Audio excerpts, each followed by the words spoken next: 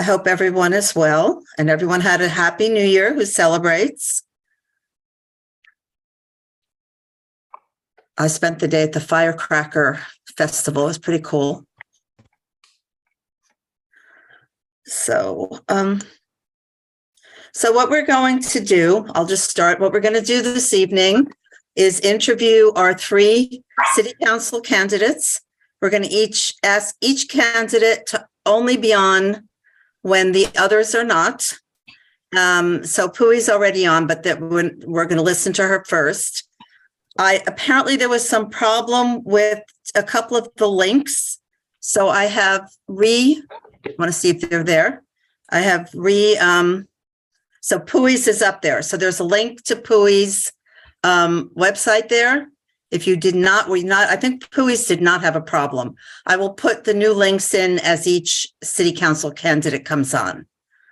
Okay. Yeah, it was Susan Lee's. It just, it said that you needed a password to get into it. So yeah, I put her resume that she gave us, so that I'll put that up when she comes on. Okay. Yeah. I had put her Twitter account because I didn't know what else to do. Okay. So the way it's going to work is that each candidate will have 20 minutes. I'm imagining we're going to run about 5 minutes late by the time we let everyone come in. I don't see. What? Oh, I'm sorry. Ignore me. I'm sorry. Who's speaking? Oh, it's Susan. I'm sorry. I didn't mute myself. Sorry.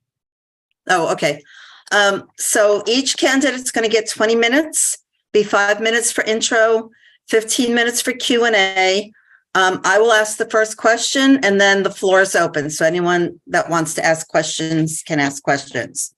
I also, in case this wasn't clear in the email, in the blast that we sent out, we're going to be joined tonight by our sister club, DID, because they've been very generous to us with inviting us to forums. So they will be at the forum tonight. Your voting is through OPA vote.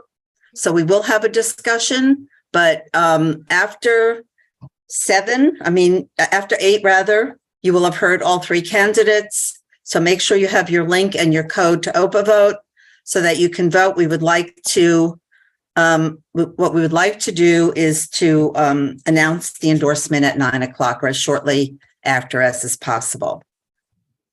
Sound good? Yes. Yes. Thank you. Thank you, Pooey. Hi, Kenny. Welcome. Hi, Whaley. I see so many people. I can't say hi to everybody, but hello, everybody. Hi, Steve. See you peeking in there. All right. I'm going to, let's give it still about 2 more minutes till 7:05 because there's still lots of people coming in. So I want it to be as least disruptive as possible. We have not been successful.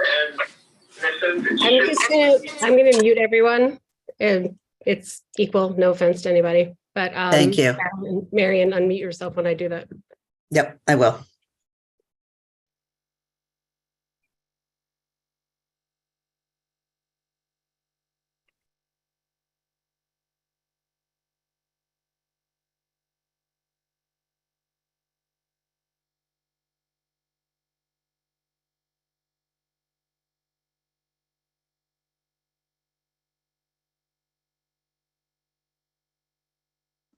Marion, you're muted.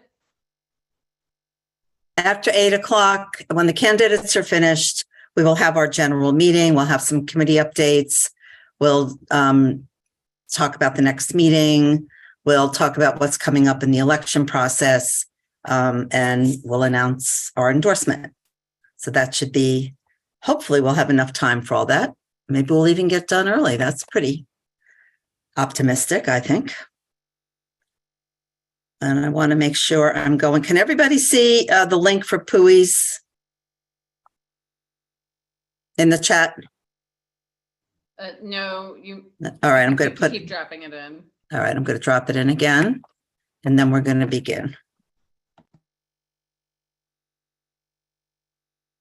Oh, you think we're ever going to be able to meet regularly again in person? Okay, there it is. So if anyone hasn't gotten to see her website.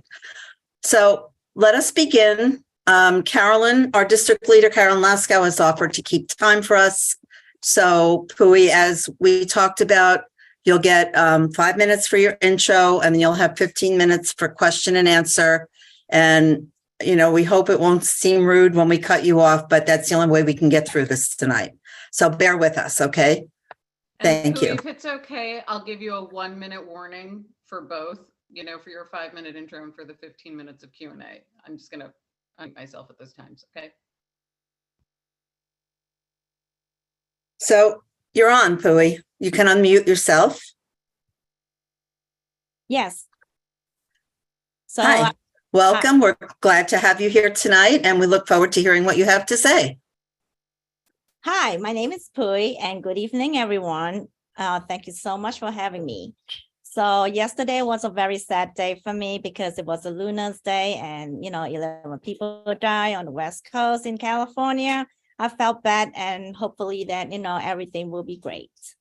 I'm a candidate for City Council in District 1 in Lower Manhattan. I came to the United States as a dreamer. So I was forced to travel up and down the East Coast to seek work in the restaurant, to get paid in cash and pay my bills. So I'm a public school teacher in New York City school with a master in special education. So I'm married to an African American man who is a train operator with the MTA. I'm sorry that I have, the kids' background. So I have 3 young, small children, and I'm proud that Margaret Chin was a city council in the Lower Manhattan for 12 years. So I'm fighting to bring back the female leaderships to District 1. So I'm building a strong campaign operations. In the mid-January, I submitted my first filing with the Campaign Finance Board. So I have raised approximately $20,000 in the small contributions. I am going to qualify for matching funds. So I hope I earned your support in Lower East Side. Thank you. So Pui, I will ask the first question.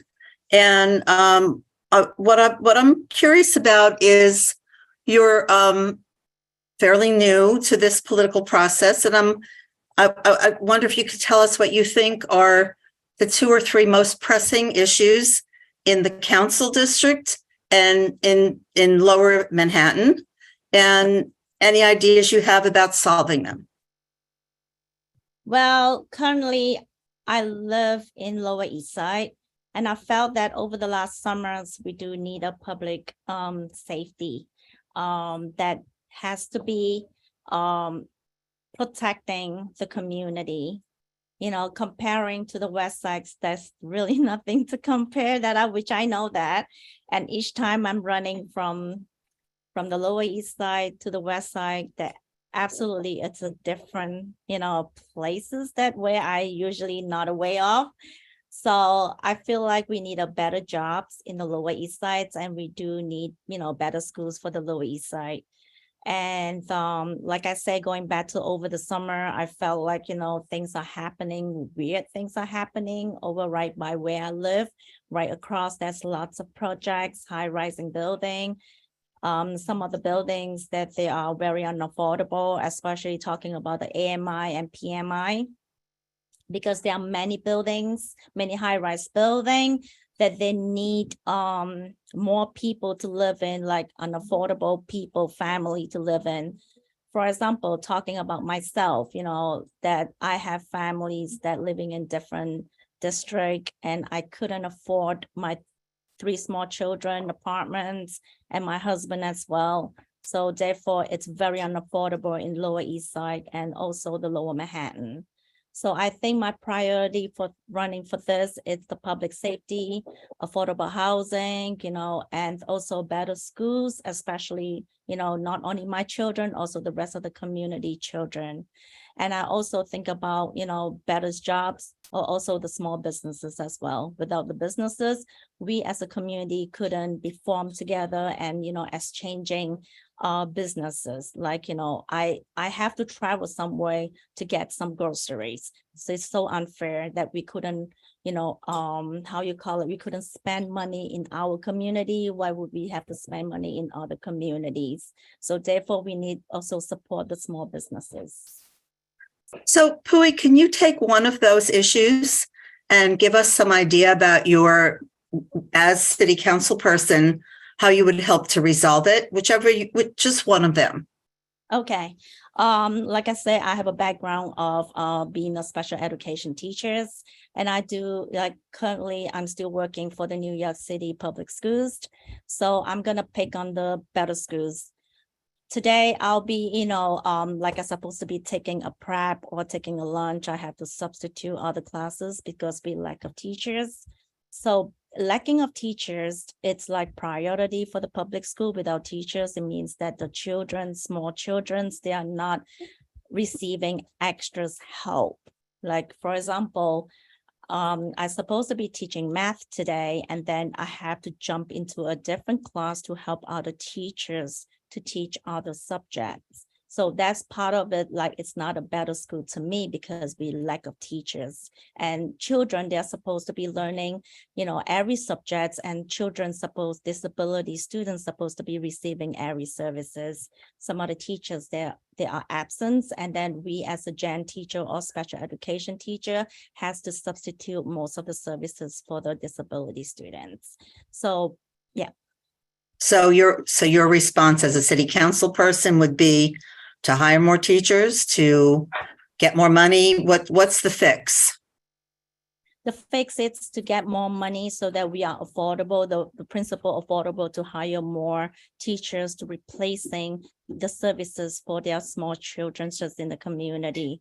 So as a city council, also think about, what are the programs that we need to support the small children in any way in our district. And also, if you have money as a city council, have to come across to every of the public schools to see that what are they lack of, so that we as a city council can be able to support the children and the teachers and the principal.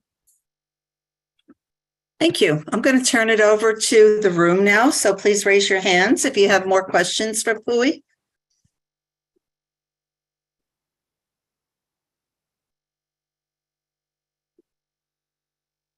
Jeremy. Hi, Jeremy. Hey, how are you? Julie, thanks for joining us tonight.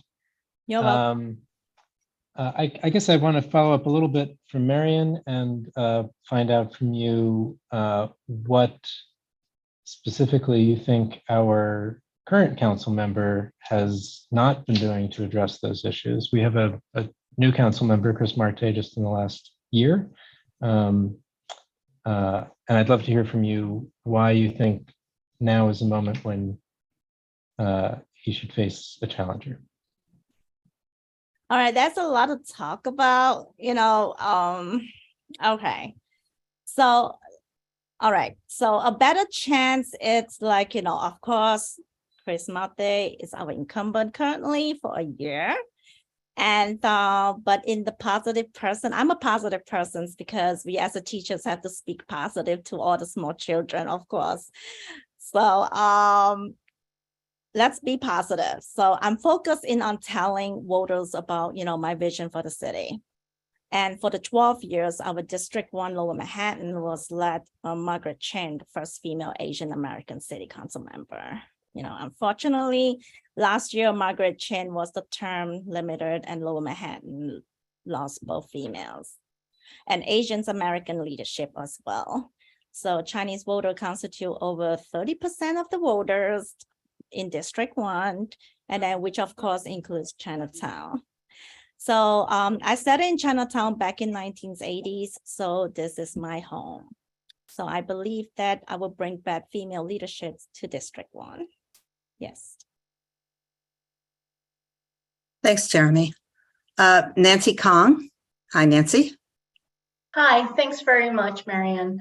Pui, thank you for attending tonight. I have a question related, very similar, but I wanted to try to dig a little bit deeper. What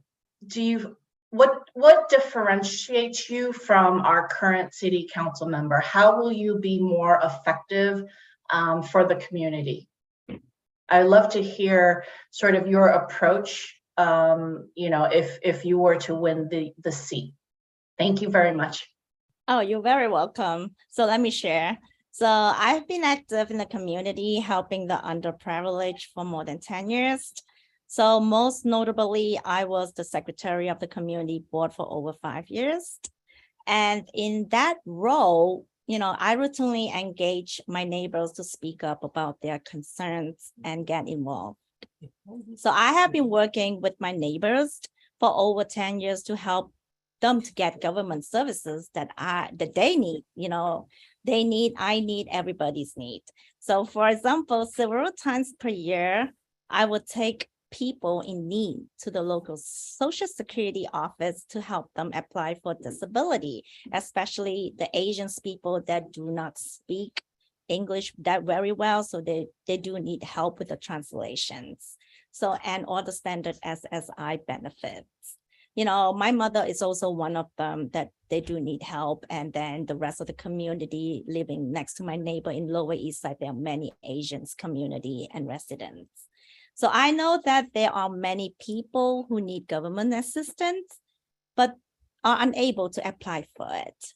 So, and I am passionate about continuing to help those people. So when she is, when she's elected at that time, Margaret Chen was basically helping most of the Asian people and everywhere in the District 1. So I know how government works and how have helped for many people. So I'm prepared to lead as the next city council member in District 1. Thank you, Pui. Carolyn, can I ask you to, let's restrict answers to like 2 minutes? Because we have like 6.5 minutes left at this point. So how about a minute? Yes. Okay. Okay. Hi, Josh. You're next. Thanks, Marion. Good evening, Pui. Thanks so much for joining us. You mentioned that you were secretary of the community board. I know we have a lot of community board members on the call. Can you which community board were you the secretary of?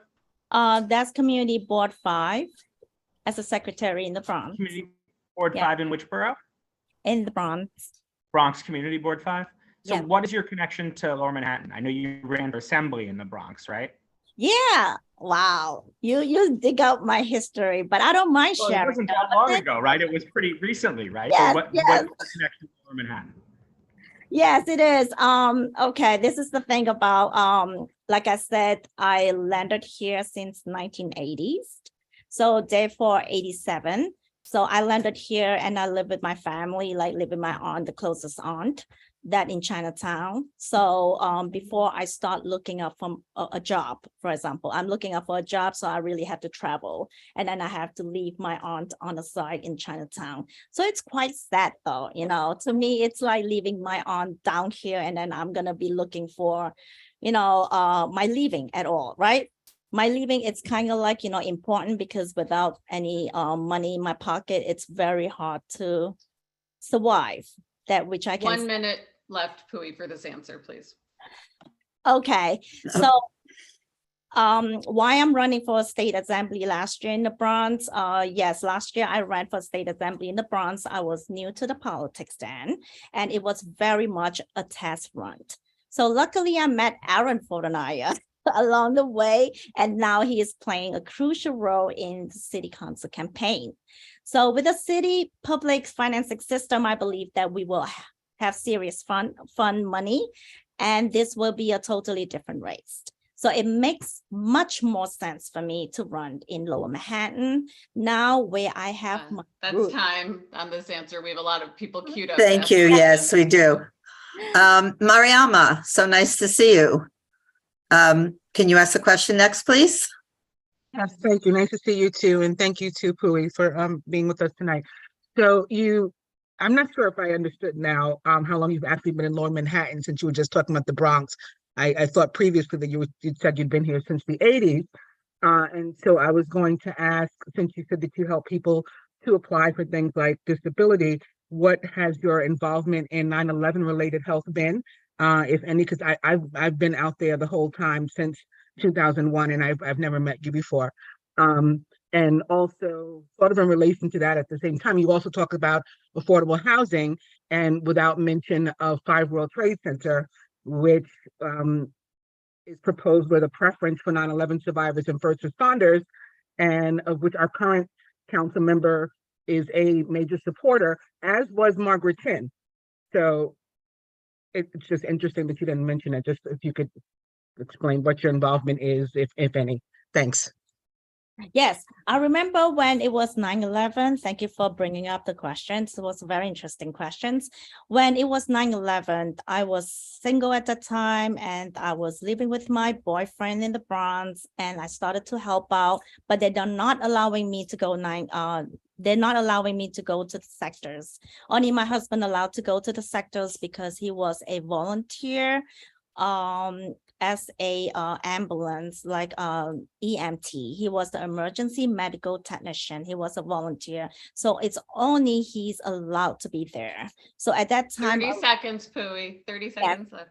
Yes, I already started to realizing that not many people are allowing, that there are restricted many people allowing there. So at that time, I wasn't there with my aunt because I'm not allowed to be there.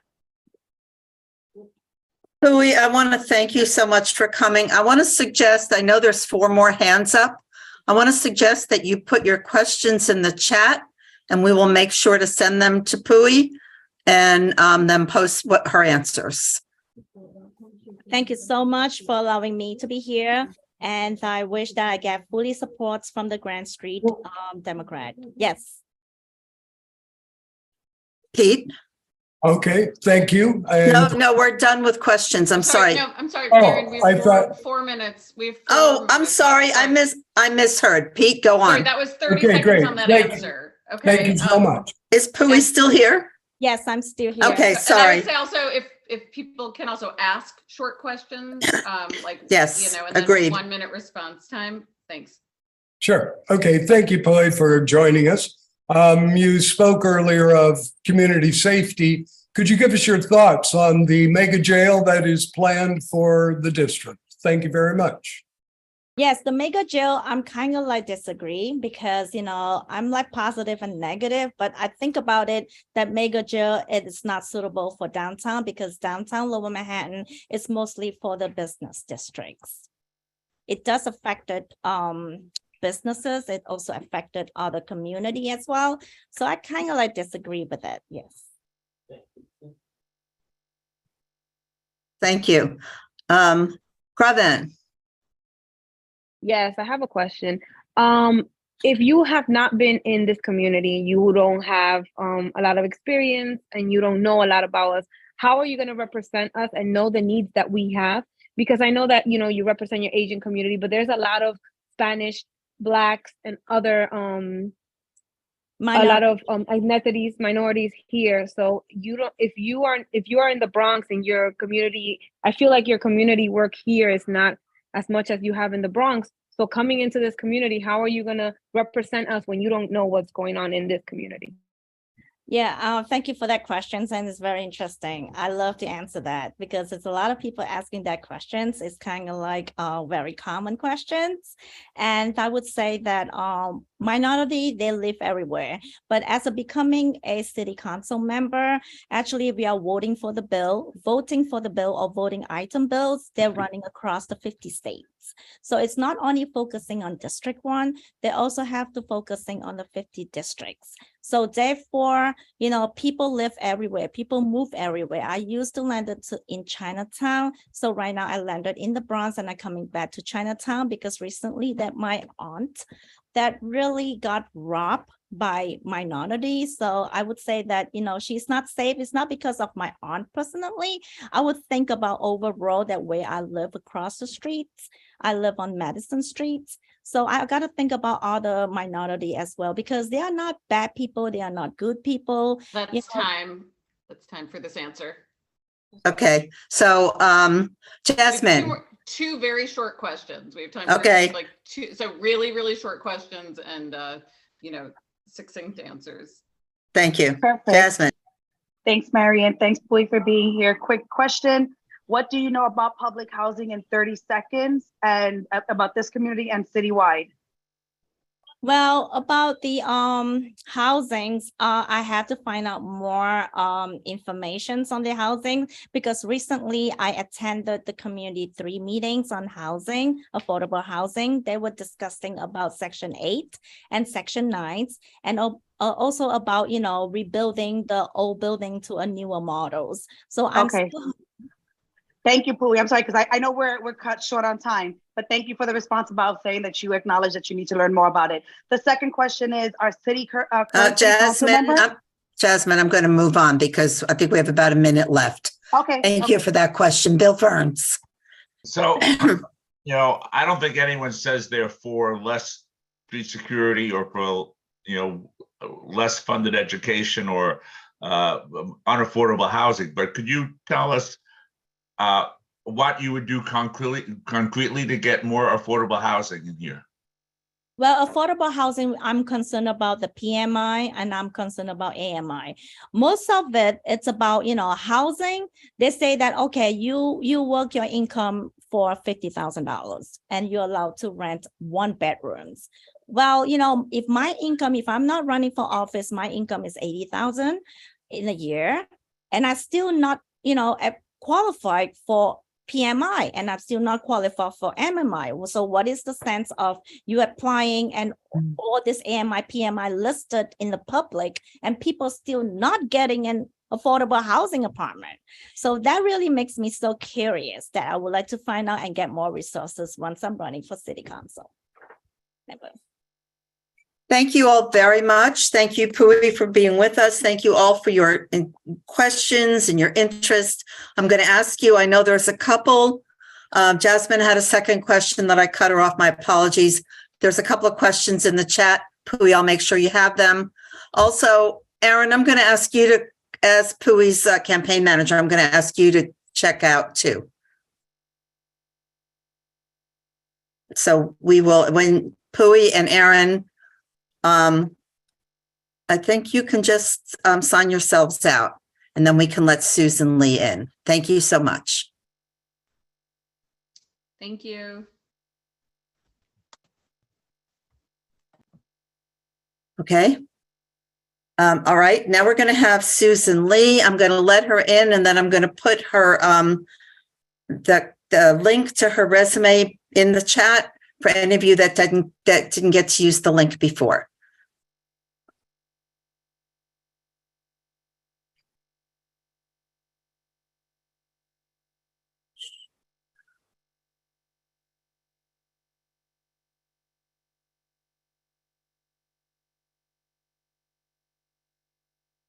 Susan, are you with us? Yes. Hi. How are you, Marianne? Hi, how are you? Thank you for joining us tonight.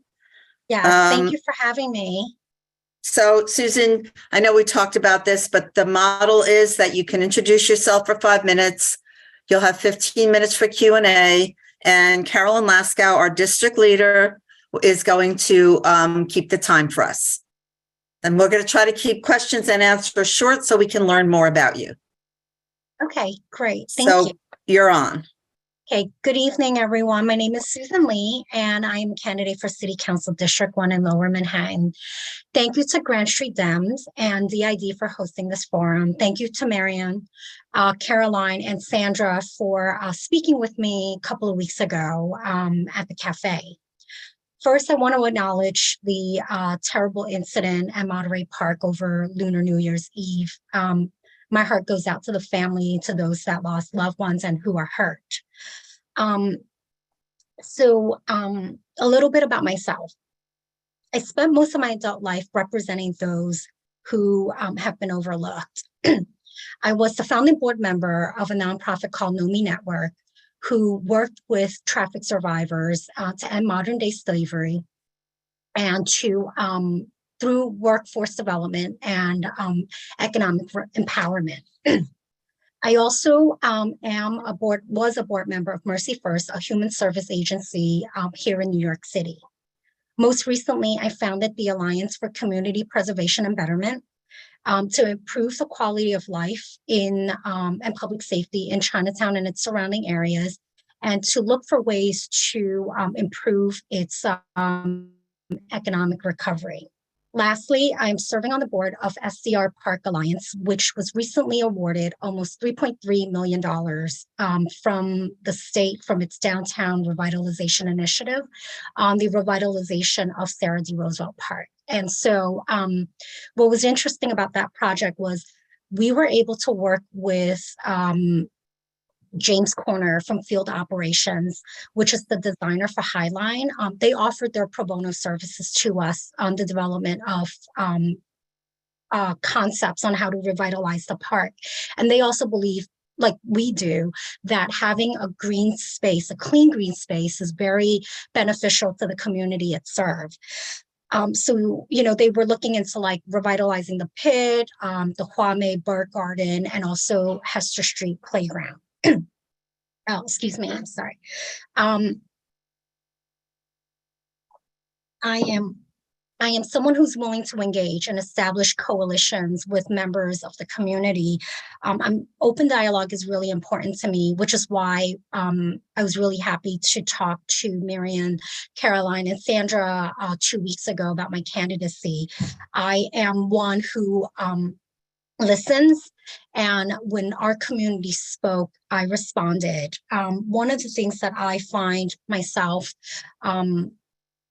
doing a lot is, you know, I am not afraid to offer solutions or proposals to amendments to legislations before the city council, one of which was Intro 632, where it prohibited background checks for potential tenants and also purchasers of co-ops and condos. And even during that time, you know, I got a lot of pushbacks, but I was able to use that experience and actually offer to meet with other council members to talk about proposed amendments, such as the Detroit model. So I'm one who is willing to engage and offer dialogue. You know, and one of the interesting thing about all of this is Councilmember Sandra Ong, wrote an op-ed in support of what happened at the council, and has been an advocate for those who, fellow panelists and I, who were attacked. So I think another thing that was really interesting is I am willing to work across organizations, reach across aisles to work with people. One of the things that I did was work on the oversaturation of shelters here in Chinatown, and also on Caroline. Oh, I can't hear you. I'm sorry. You're muted. 1 minute left. Oh, okay. 1 minute warning. And also I worked on the borough-based jail. And so I worked on the concept of adaptive reuse, which was presented to the mayor's office. And I think that it's really important for everyone to understand that having a dialogue, having more people engage in conversation, offering solutions will actually be a more effective way of engaging and collaborating with others.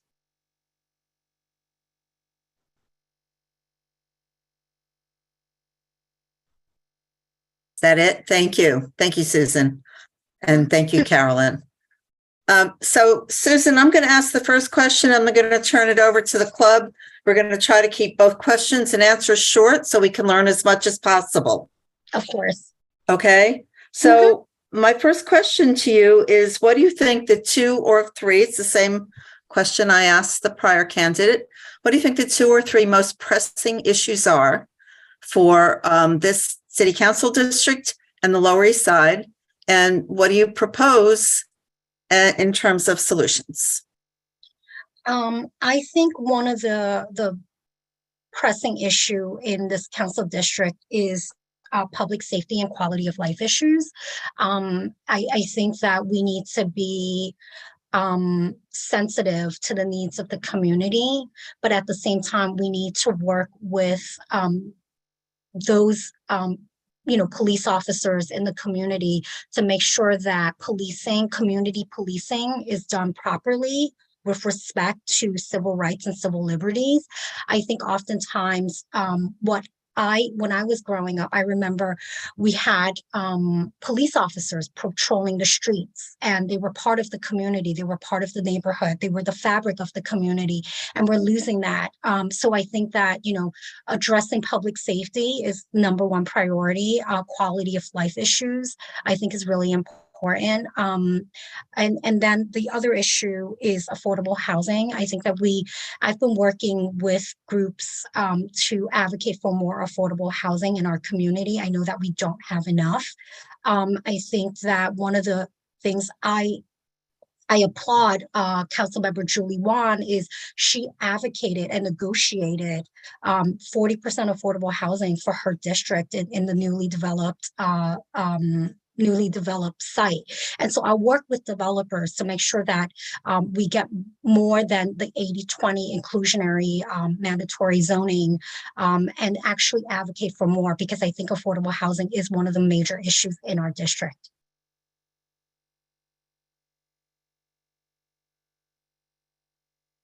Just a quick follow-up, Susan.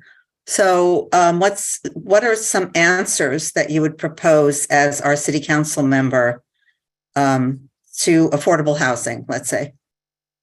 Well, one of the things that I would do is work with the developers to make sure that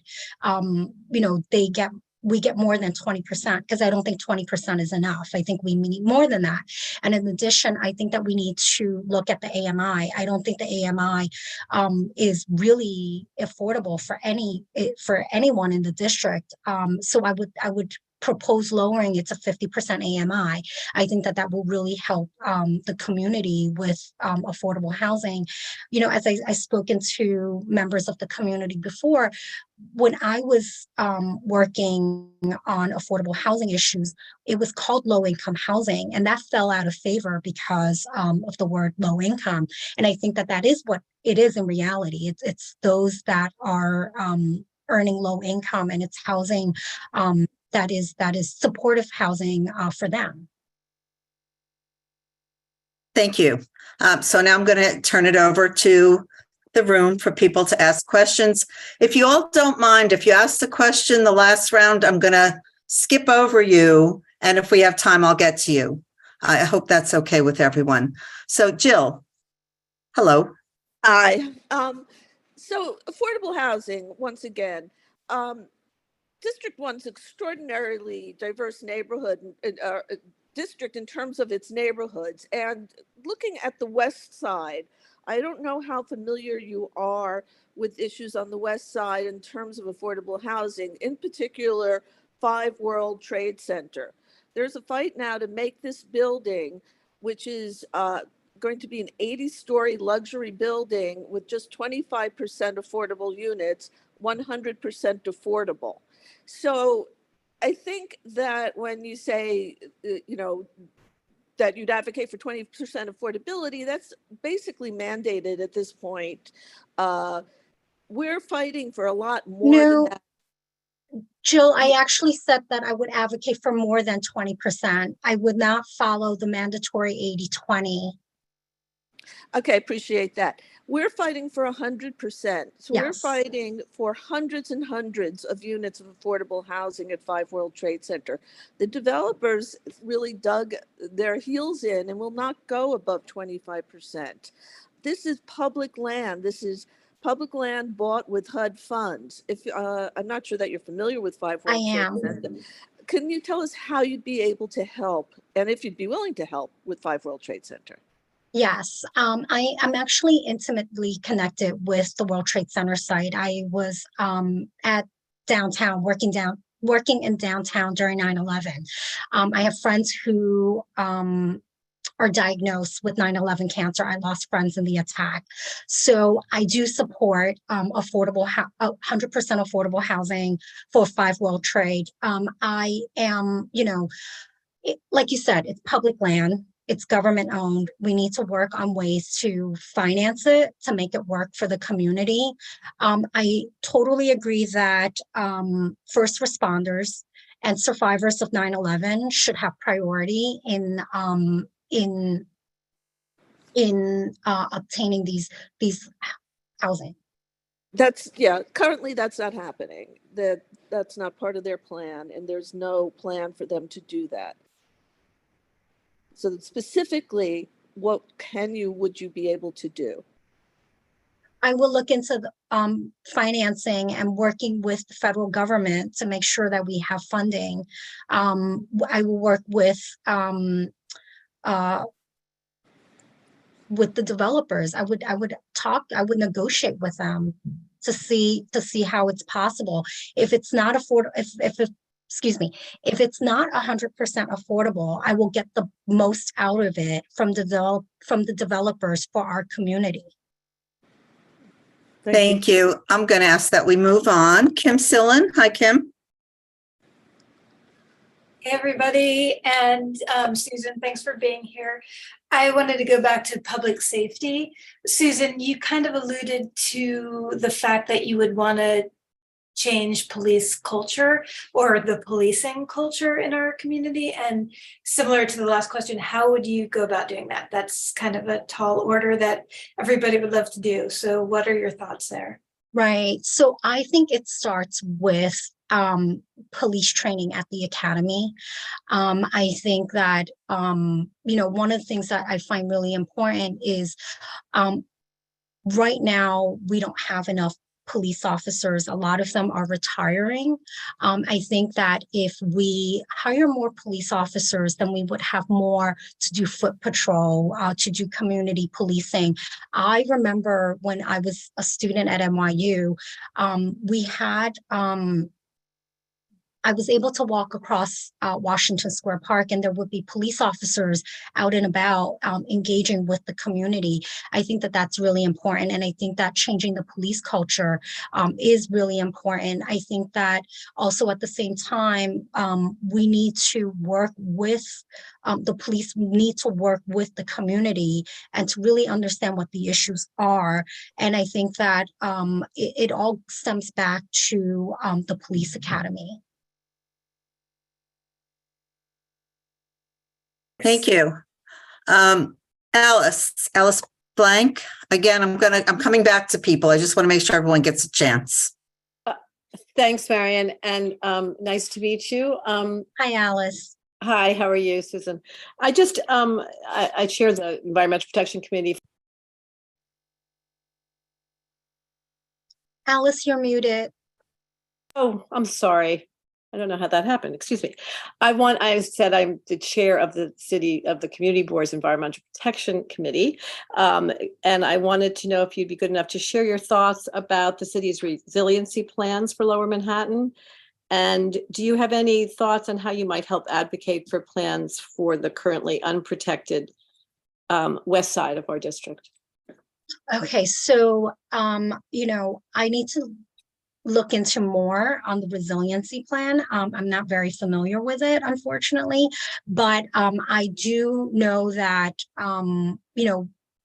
the east side, the park, I actually was not supportive of it being destroyed.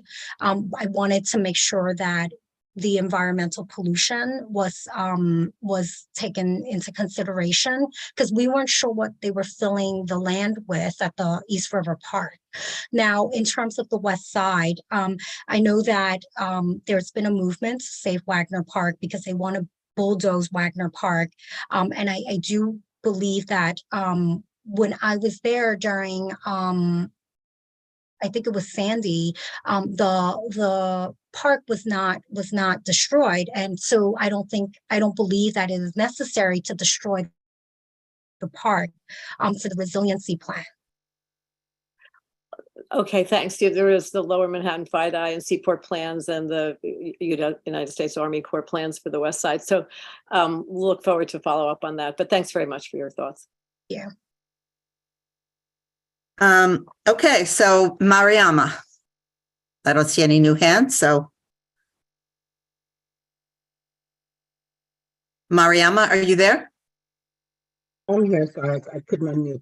Okay. I'm back to the affordable housing. So I think you talked about affordable housing in the past being referred to as low income, and then saying that you'd like to revisit that.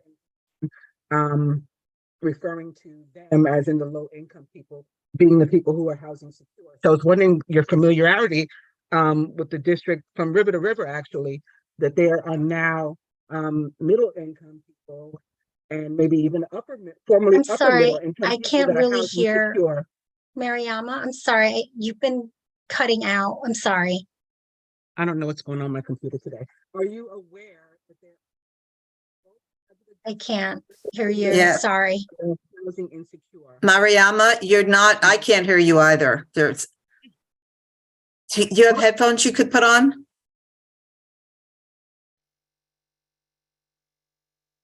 We'll come back to you. Jasmine.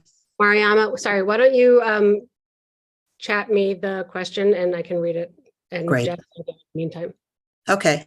So Jasmine, let's hear your question and Mariama will chat hers and Melissa will read it. Perfect, thank you.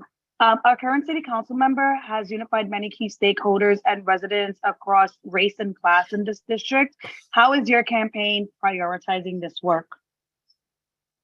I've been engaging with members of various communities throughout the district, and I will continue to do that.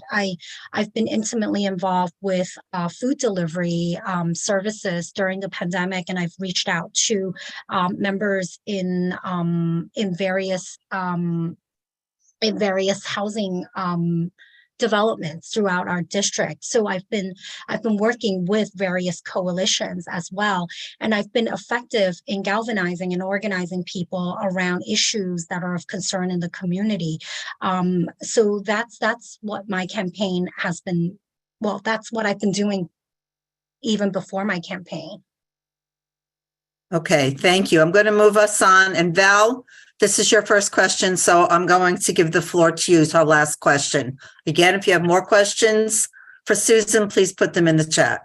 Oh, and Susan, before you check out after this question, please put your email in the chat too. So Okay.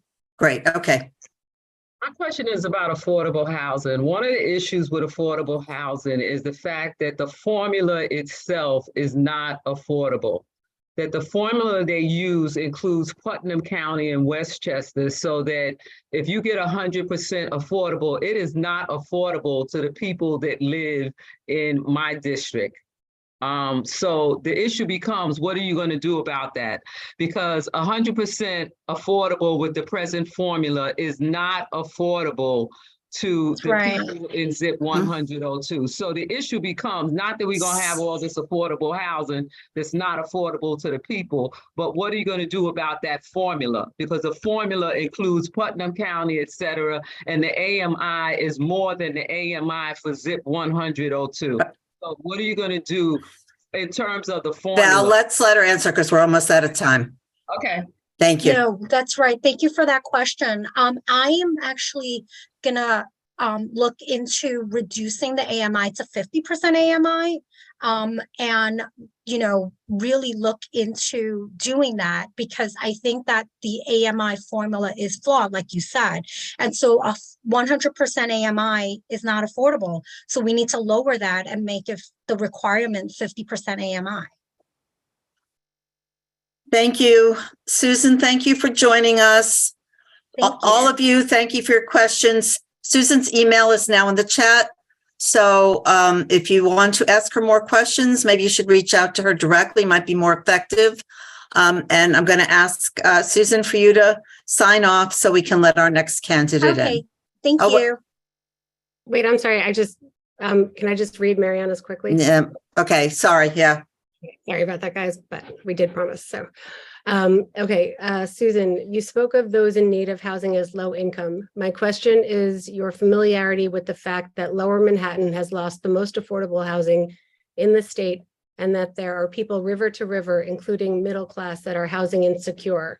And what would you do?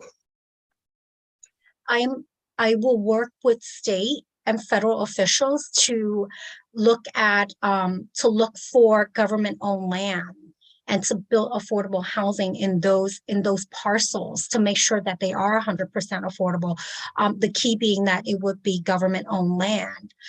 So therefore, that's what I will do.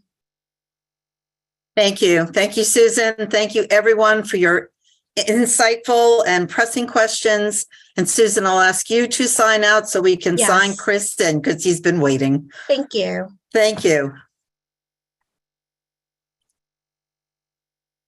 Mm-mm-mm.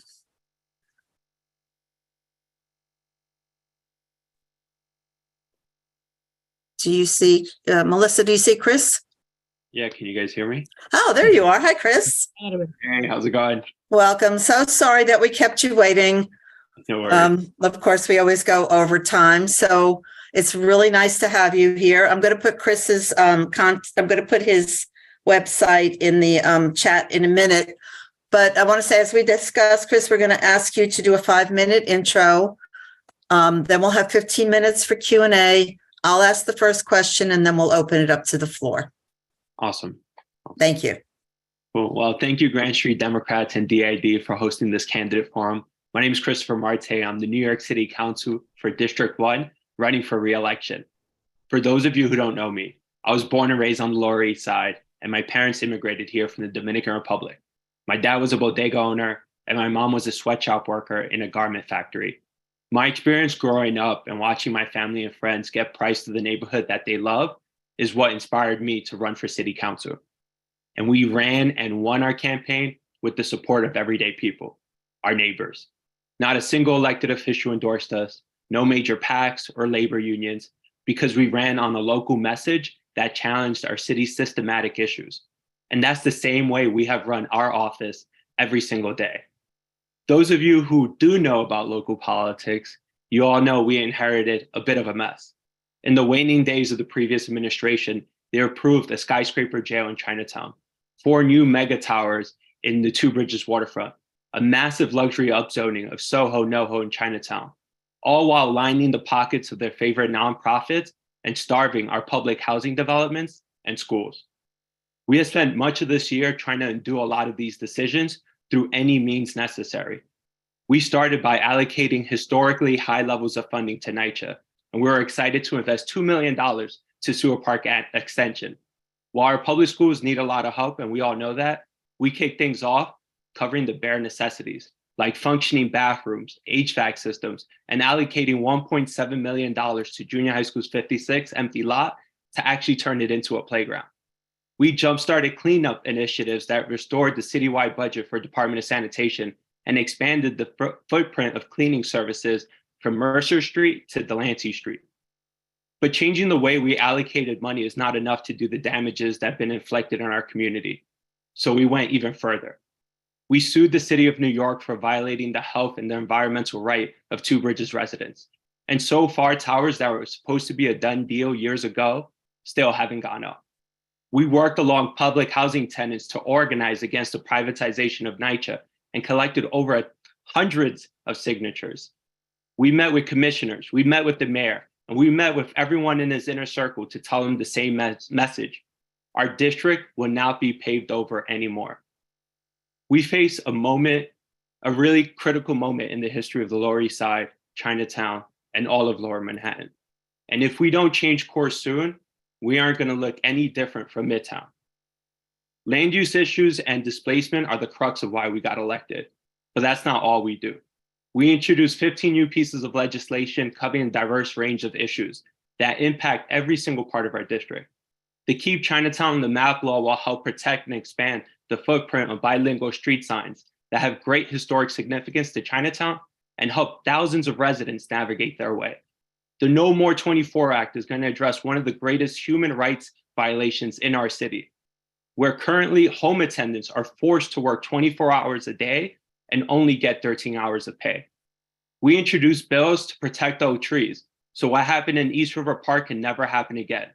And this year, we're going to work to turn these legislation into binding laws to change the city for the better. But that's not all that we do. And there's a lot of work that doesn't make the press. And it's actually some of the work that I'm most proud of, and that's our constituent services. While our previous councilwoman had an office in the 9th floor of a building just a few blocks away from City Hall, we opened up our doors on the ground floor of East Broadway, staffed up with a team that speaks every single language in our district, and who either lives in our district or has deep personal connections to it. Every day we get people walking into our office sometimes to tell us about potholes or broken street lights. But more often, it's people who are in a crisis. Their landlord refused to do repairs in their apartment. They are days away from being evicted and they don't have a lawyer. They use a wheelchair, so they're trapped in their bed because their apartment isn't ADA accessible. We guide people through every step of the process because we just don't want to solve their issue, but we want to make sure that they never have to face any issue alone again. We believe if we organize together, we aren't just addressing the issue on a case-by-case basis. We aren't here just to plug the cracks in our system. We are here to lay a foundation that will be strong enough to hold this resilient, beautiful, affordable, healthy, and thriving neighborhoods that we all deserve to live in. I'm ready and looking forward to continuing this fight with GSD and DID. And we all know we're just getting started. I'm excited to be here to ask for your endorsement and your vote. And I look forward to your questions. Okay, well, I'm going to start and then I'm going to open it up to the floor. And frankly, you've already answered my question, but I'm going to ask you another one, which is, what do you see as the next important piece of legislation of importance to this community that you'll be working on? I think the most important legislation that we need to attack is affordable housing. Right now, we have a city where we have the largest homeless crisis. We have asylum seekers coming in every single day in the hundreds. And we have people who've lived here for decades that can't afford their own neighborhoods or can't afford to even remain in place. And so we actually have to increase the amount of vouchers that the city provides. We have to redo what we classify as affordable housing in our communities. And we have to support projects like the projects that are going up at Grand Street Guild, where we're building 2 100% affordable developments, and 30% of those are going to people who are formerly homeless. And also, I've been advocating to support 100% at World Trade Center 5. Oops, thank you, Chris. Let's open it up to the floor. Who has questions for Chris?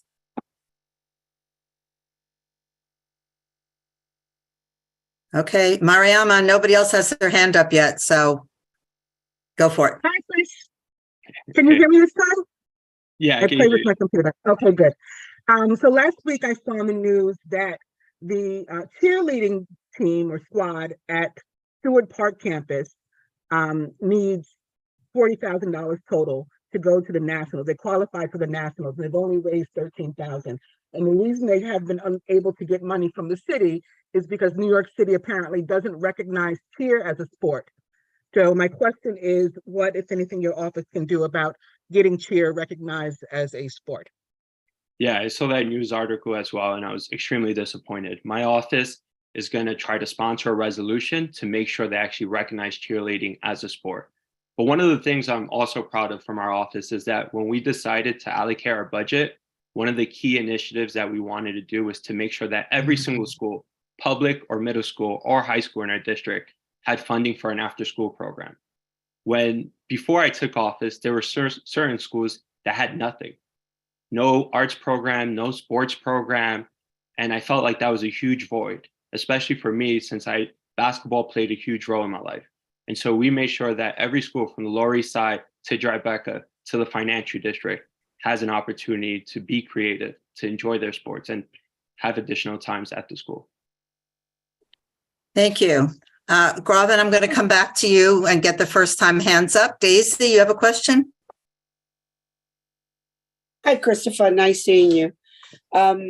Today, I got a phone call from the Manhattan Borough President's office asking my opinion and somewhat support for a proposed building to be built in the parking lot right next to St. Mary's, which is to the other side of my building.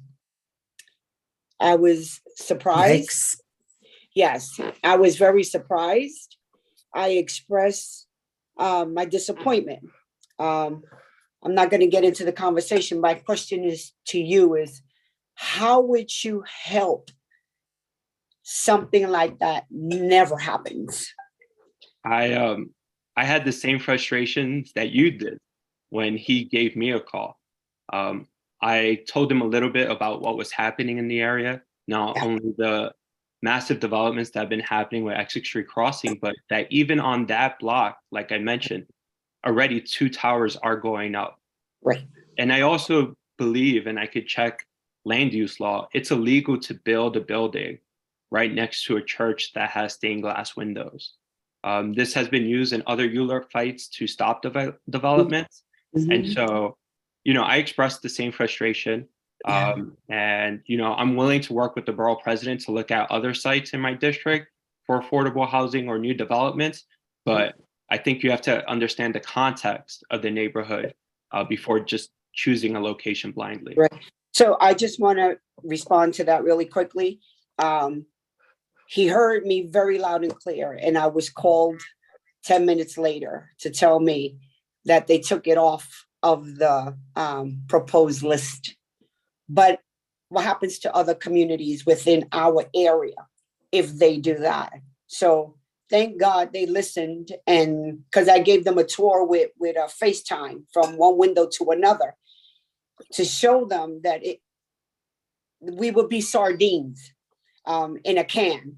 So I'm just saying they heard me respectfully, call me back and say, we're not going to do it. But, what happens if they go to the co-op side with this green grass and offer, we just have to stop at some point, Christopher, the development here. No, I agree. And, as I said, I shared it with him, my frustration and my expertise. If he wants to find a lot that's available to develop, especially that one that's going to bring truly needed affordable housing, I'm willing to work with him in doing that. But if him or other elected officials just think they could come to our district and just pinpoint locations on a map, I think that's truly unacceptable. You have to engage with the community first. Thank you. Thank you, Chris. Thank you. That's very disturbing. Robin, did you still want to ask a question? Yes. Yeah. I want to ask Christopher, I know Daisy is a big part of this. She's been fighting for the traffic in our community. I know that your office has been very busy with all the things that you were left on your plate, and maybe you haven't had the chance to start on things that you want to fix because you're dealing with other people's, but I want to know, how can you help us with this traffic and trying to reroute another way to get onto this bridge, because I can't take the traffic anymore here. Yeah, I agree with you. I live on Grand Street as well, so I see the traffic on a daily basis. I've been working really closely with Grand Street Democrats and a lot of the members of that transportation committee to solve this very issue. I even took the borough commissioner of Manhattan, of DOT, of Department of Transportation, down Delancey Street to give him other alternatives than, just clogging our smaller streets with this traffic that's going from the East River Drive to the Williamsburg Bridge. And we proposed a number of alternatives. And so what we came down to and what was presented at the community board is that they're going to start with a pilot program. And what we want is that they make sure they listen to the residents of Grand Street Guild and Sewell Park Extension and Annex before they start that pilot program, because they have to make sure that communities that often face the brunt of congestion and high asthma rates have a voice in this as well. Thank you. Val, I'm going to skip over you and get the first timers, and I'll come back to you. Dominic Berg. Hi, Councilmember. So just following up with what Daisy was talking about, would your office provide funds to look at a rezoning for this area? I mean, I don't know what I know there's a lot of other rezoning efforts going on, but I think obviously it would take a lot of money to research and to get attorneys and everything to represent the community. So just wondering if y'all would have discretionary funds that you would offer up. That's actually my office's biggest initiative. We want to pass the Chinatown Working Group plan. We hire specifically a land use director, so then he can help use his urban planning skills to update the plan and actually move it through city planning and have conversation with the administration. And we have done both. And city planning has acknowledged our plan and actually drew certain points up, but we really have to push this to make this a priority.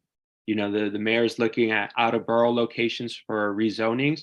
We're making the argument of saying, why have you rezoned every other part of Lower Manhattan except Chinatown, the Lower East Side?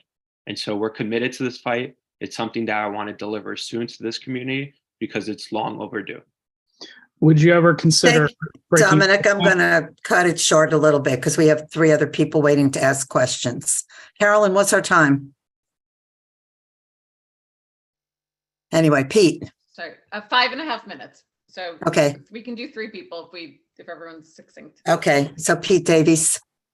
Hi, yeah, Chris, good to see you. I'm putting my question in the chat just in case, but this is about the Holland Tunnel closure, which is closing for 6 nights every week for quite a while, starting almost immediately. And DOT is not putting up signage to inform drivers as they come from Williamsburg Bridge, come south. So it's going to result in this big traffic craziness down by the Holland Tunnel. Just wondering what kind of relationship you got with DOT and what you might be able to do to help folks in your district that are going to experience this late night traffic snarl. Thanks. Pete, I agree with you. And we already set up the meeting with DOT, with the commissioner to talk about specifically what's going to happen to this community when they start those closures. So we'll have an update soon. I think that meeting is scheduled for next week.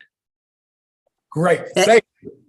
Thank you. Okay, Joe Gordon and then Val, and let's see where we are with time then.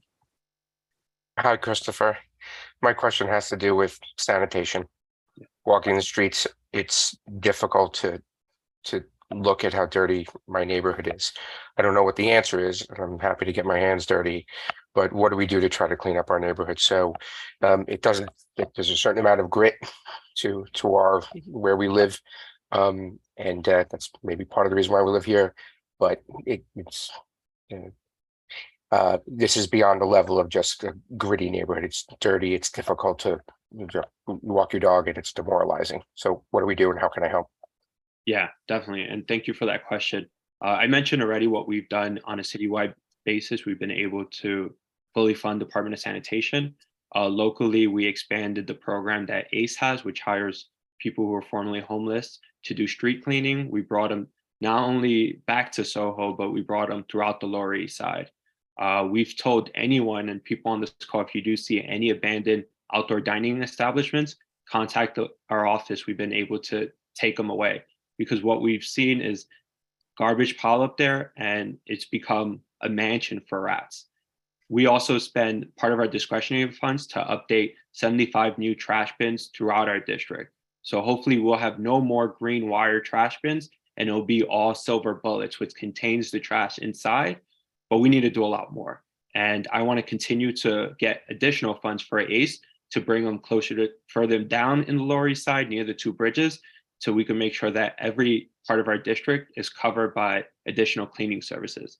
If there are any part that you see in your daily walk when you walk your dog that has a really bad problem, just send me a note, send my office a note. We'll talk to the Department of Sanitation, we'll talk to ACE, or we'll talk to the local bids, whether it's the Chinatown Partnership, to really address that corner or that street. Thank you. A lot of streets. Okay, Val, last but not least. Yes, once again, you said something about the formula for affordable housing. The issue is that the formula that's being used includes Putnam County and Westchester. So, you know, if it's increased from 20 to 50 to 75% affordable, it's not affordable to a lot of people that live in ZIP 102 if you use the present formula. So what are you saying in terms of the formula? I think, you know, the formula is there, but what percentage of the formula do you use? You know, we hear a lot of council members across the city that say, oh, I build affordable housing, that 120 AMI, which someone who even makes $70,000 a year can't live in. And so you have to fight for the lower range of the AMI. Okay. There's even one development where we just spoke to the development team a week ago who's building a building on Lafayette Street. And we said this building has to be 40% AMI. some of the lowest tiers of AMI, because that's the crisis we have. We don't have a crisis for people who are making 120 AMI. We have a crisis of people who don't have employment or barely have employment and can't get housing. And that's what I'm committed to. Okay, thank you. So you're about the AMI, not using the formula, but the AMI. Thank you. I appreciate that. Any other questions? I don't see any other hands.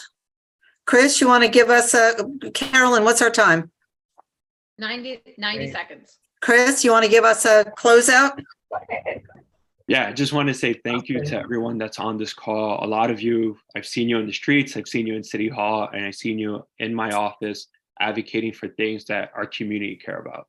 And one of the things that I've been so proud of is that we worked together as a coalition to win the election last year, but we kept on working as a coalition, whether it's against overdevelopment, whether it's resiliency, whether it's sanitation. That connection, that bond that we created is still there. And I look forward to working with everyone this year for my reelection and also in my council office. Thank you, Chris. Thank you for joining us tonight. Thank you for being the council person that you are and for being so accessible to us. And thank you. Yes, I'll So- put my email on the. Yeah, good. I think Caitlin already did, but check. So I want to thank DID for joining us tonight. I want to thank everybody for their active involvement and good questions. And I know that DID has a voting meeting after this, so I'll ask you to all please sign off from this meeting. And I will ask everybody who's a voting member of the Grand Street Dems to go to your OPA vote and make sure you have your code and go ahead and vote. And hopefully before 9 o'clock, we'll have all the votes. And remember, it's ranked choice voting, which means you can vote for 1, 2, or 3 people. So it's your choice. So while everybody's... Marion, Thank I you. would just like to say thank you Hi, for Richard. hosting this. Hi, thank you for hosting this great event. Much appreciated. And Thank you very much for joining us. DID members, I think you've got the Zoom for our meeting, so I hope to see you in like a minute or so. Thank you again, Marion. Take care. Good night. Good night. Thank you.